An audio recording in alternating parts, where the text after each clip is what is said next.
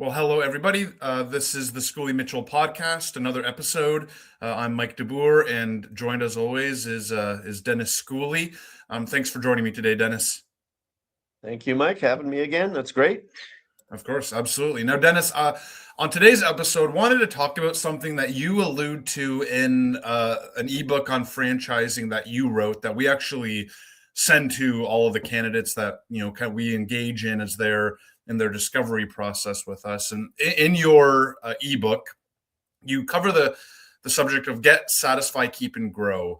And that really, if you look at every business in existence, those are really the only four things they focus on. And really every transaction in business falls into one of those four buckets. Again, get, That's right. satisfy, keep, and grow. So if you don't mind, as we kind of just introduce this idea, I don't know if defending that claim is the right term, but explaining in more particulars what you mean when you say, those are the four things that every business is really, should be or is focused on. Yeah, I mean, and the basic tenet behind all of that is the fact that the customer pays for everything, in all businesses. And, in order to achieve greatness, you have to have your entire focus on the actual customer. The actual, I guess, hierarchy of needs in a business is what we're talking about here. And really it came from some courses that I attended years and years ago. I had a particular guy that I would say would be one of my mentors way back. His name is Bob Gappa, and he talked about these things in several seminars that I attended with him. And the fact that really everything that happens in a business is really aimed at one of these four things. And you have to understand each of the four things, and each of the four things are separate, and you need tactics and strategies to address them.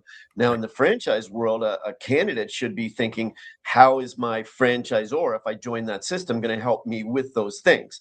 So the first one is, and as you said, the four things are get, satisfy, keep, and grow. So let's talk about get first. I mean, every business needs to have good get strategies. Are they going to get new business? In a retail environment, they've got to attract people in their door. In a professional environment, they've got to do outreach so they can talk to people about the services, but they've got to have strategies and tactics in order to get new customers. Because see, if you don't do that, you end up with stagnation, right? And if you're not continually growing, you're generally going backwards because you're not going to always keep the same value of the people that you've got in your hopper, so to speak. So you need good get strategies. Now, there are some mistakes that are made with get strategies sometimes too. And one in particular that I would mention related to that is one of overtrading. When and so many people they get starry eyes and they want to go after that grand slam right off the bat and go get that biggest company in their entire world and think that they're going to change their lives. And that could happen. But it's awful risky to put all the eggs in that one basket, because if something goes wrong with that one and you don't have a churn of the other small, medium, and regular type customers, you've got a real problem in the sense that now you have nothing. So, I mean, we can talk about that, but then really to evaluate a franchise system, you should be looking at how does my franchise system help me with the get strategies? Do they have lead generation capabilities that can help me with?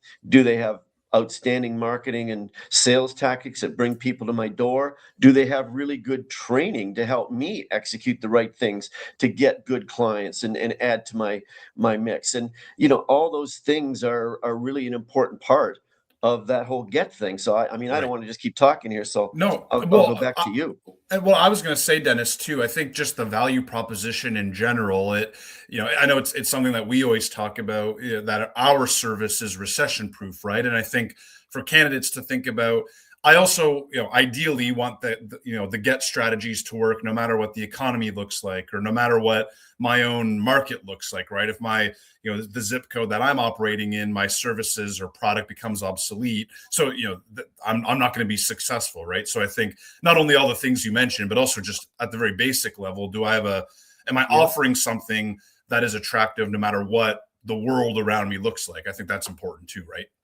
100%. And if you are or if you're not, either one, you've got to prepare your messaging, your strategies, and your tactics accordingly.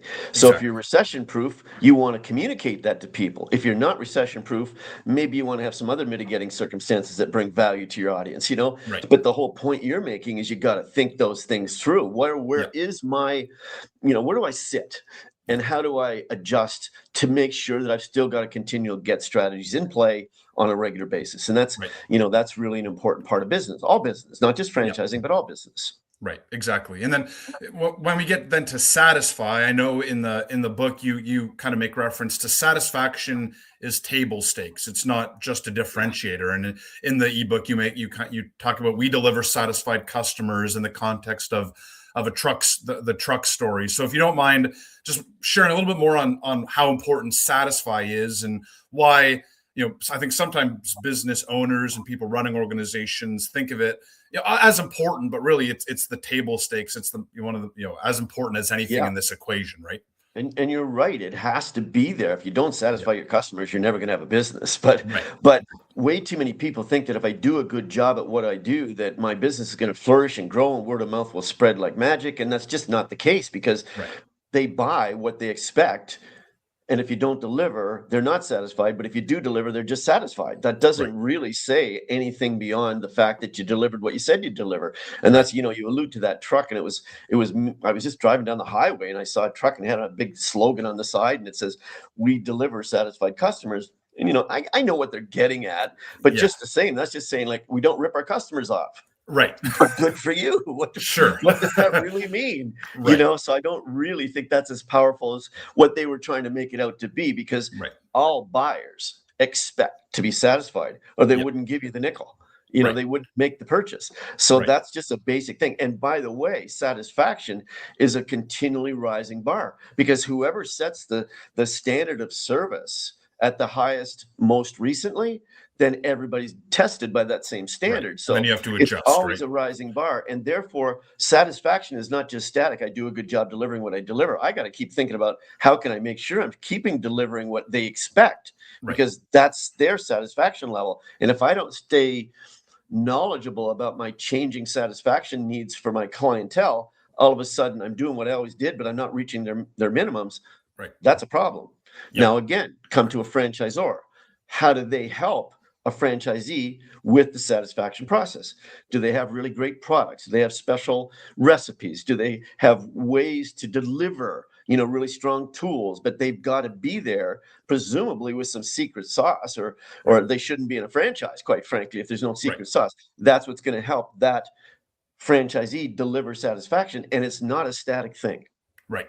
And you always talk, Dennis, and I know this is something that has been important for us as a business for decades, that the concept of distinctive value, which is we really need to be good at expected value and keep improving and developing new ways to provide that to clients or customers, but also doing things outside of that maybe address some of the really important concerns in their organizations that maybe our service doesn't directly kind of address. So how important is that concept of kind of distinctive value to the the satisfy part of running a business and serving your clients? Yeah, well, really distinctive value, it relates to the get, to the satisfy, the keep, and to the grow. It really does. Because, delivery of distinctive value just means I'm going to provide things to that contact, prospect, client, whoever it is, that have nothing to do with what I sell, but they would find valuable, helpful, or interesting. So if you can figure out how to do that, you're going to be much better. And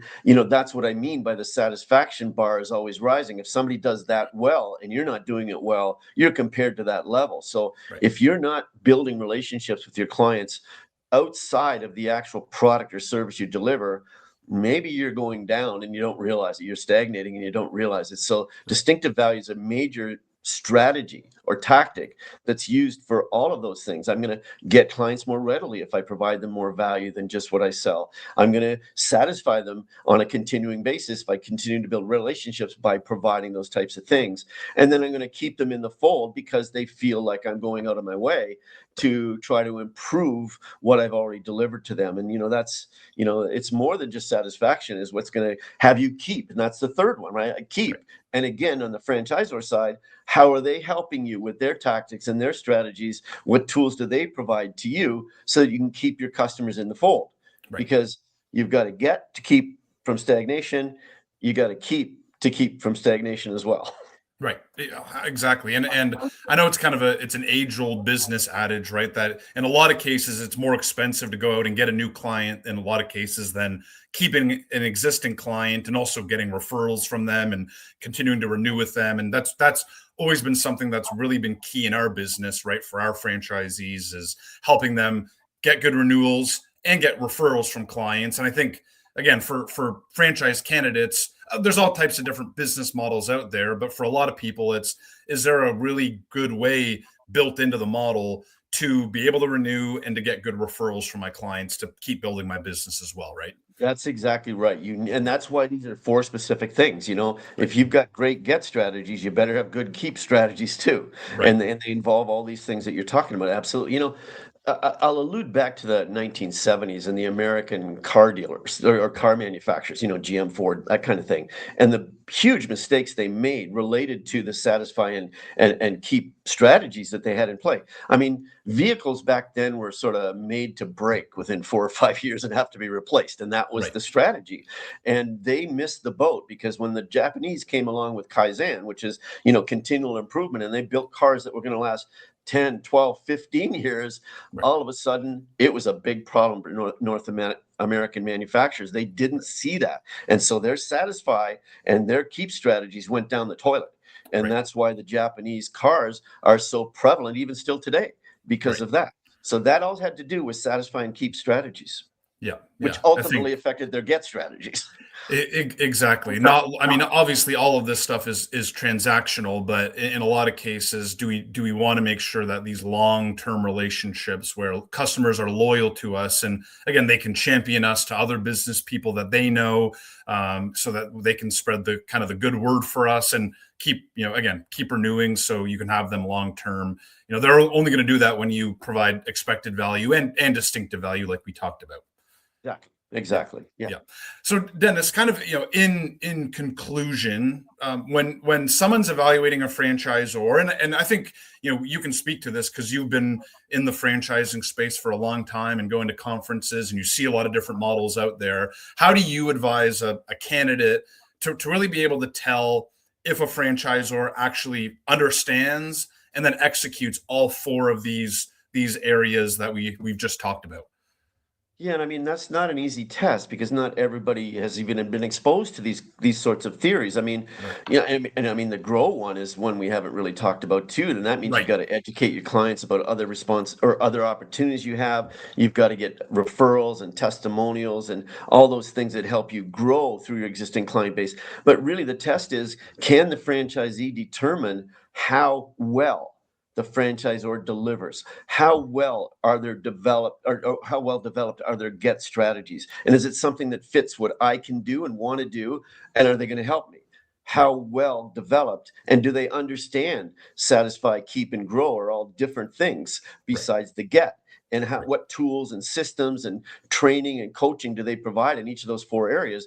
Because if you can get clarity on that as a franchise candidate, and you can evaluate the franchisors based on those four things, that's going to help you make a good decision in the long run. I'm not Right. sure if that answers directly what you're asking me or not, but No, it does, Dennis. And yeah, going back to grow, I guess something, we've sort of alluded to it not being stagnant, but I know in our case, being able to add new cost categories so that we can help existing clients in new ways. I mean, that's a part of this too, right? And talking about adding new services or new products. So I have an existing client and I've helped them in a lot of different ways, but it's really nice to be able to go back to them and say, by the way, now we look at this. And in our case, can we save you more money? But in other models, it might be something different. But expanding your offerings obviously is going to really help with that kind of growth strategy too, of course. it has to do with referrals. It has to do with Right. testimonial letters. It has to Right. do with renewals of any agreements or contracts. It has to do Right. with new products or services. And that could be a new recipe. It could be Right. a new product. It could be a new service offering. But if it's stagnant and stays the same month after month, year after year, then that's a problem. That's going to create a Right. long-term problem. So you're right. You've got to look at those things and what is happening with that franchisor. Is it the same service or product forever? Uh-oh. Yeah. Yeah. You know, dinosaur biscuits isn't a big market anymore. Right. Things are going to change. So you better be able to adapt and change. So Yeah. the franchise candidate should be looking at the franchisor. Are they adapting? Are they changing? Are they growing? Are there new opportunities? That Right. has to be there, or it's going to die. Exactly. And I guess if you think of all of the companies that, people admire and that have grown to be really, really, kind of household names, I mean, part of their success has been growing and adapting. And again, not you don't want to grow for the sake of growing. You want to grow strategically so that you can actually, Right. again, keep providing value in the ways that mean something to your customers or clients. 100%. And that comes back to that you got to know your clients. You got Right. to figure out who they are, what they need, what they want, and realize they are the key to everything. Your customer pays for everything. And Right. if you figure that out, then you can really manage your get, keep, satisfy, and growth strategies a lot better. Right. Well, one thing too, Dennis, I know in the past you've sort of taught, I think sometimes people might hesitate to ask clients or customers for testimonials, and I know Yeah. you've said don't be scared of your client, right? I mean, we've provided them great value. You should be trying to get them to give you, good stories and case studies and testimonials, or at least having the conversation. So, how do you recommend people go about having that good relationship in place so that you should never be scared of asking your client for the things that help you grow? You're exactly right. I mean, the most difficult question people seem to have is making the statement, first of all, that I think I've done a good job for you and delivered what I said and hopefully extra. Do you agree with me?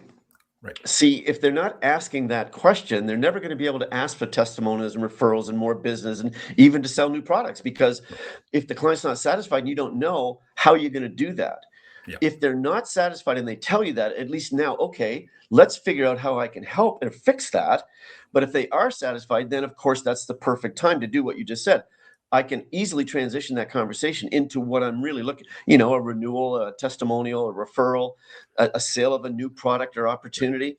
Those conversations are what's so important. And that just means I've got to have a relationship that's trustful enough that I can ask that or have that Right. conversation comfortably. Right. Way too many people are not comfortable with that conversation. That's a key to business, quite Yeah, frankly. of course. I think communication, and yeah, a lot of the time your customer's not going to offer that up unless you ask. So make sure you're in front of them. I mean, as frequently as you need to be to know, okay, are you satisfied, and to keep getting referrals as well. If Yeah. you ask, they'll come. If you ask in the right way, of course. Yeah. Most people that are mad at you just ignore you. So Exactly. Yeah, that's that's what getting I you nothing. that's what I do to you. So, yeah. Anyway, Dennis, in conclusion, any kind of parting thoughts on this subject before we wrap this episode up? I don't think so, other than this is probably something that people don't think of on a regular basis about they certainly think about how can I sell, what's my value, what's my secrets, all that. But to really delineate these four things and figure out what tactics and strategies are in place for each of the four things individually, and then how do I market them and communicate, all of these things for that goal of either getting or keeping or satisfying or growing. That's something that I think is missing sometimes in the Right. psyche of business people. So I would just say it's an important thing to try to break down in your own mind about your own business. Yeah, and I think to have a kind of a formal process of evaluating this, because I think sometimes people their ideas sit in their head, right, and they're thinking about things that Sure. aren't really tangible. But if you these are the most tangible things you can consider as you evaluate different models, right? Is so keep a list or have a spreadsheet where you can outline each of these elements and then decide, yeah, that model does this. I want to join it. You're describing one of my basic tenets, and that is execution is king. People Right, read and hear and watch all kinds of things, and they maybe increase their brain power a little bit by doing that. So that's a good thing. But are you actually going to execute it? And that right. means breaking it down into what do I do next Monday and Yeah, 3 months from now and 2 years from now to make sure that this actually happens. And that right. becomes very tactical. So Sure. that's, I guess, what I'm saying here in closing is that break this down and make it strategic and tactical. And Right. now you'll get further down the road towards Yep. success. Exactly. No, really valuable thoughts, Dennis. So appreciate it. And we'll link the ebook when we post this, just in case anyone's curious and reading more about what we talked about. I think that having that available will be helpful. So, Sure. Dennis, thanks for joining me. And everyone, thanks for listening to this episode of the Schooley Mitchell podcast. Well, thanks again for having me, Mike. Of course.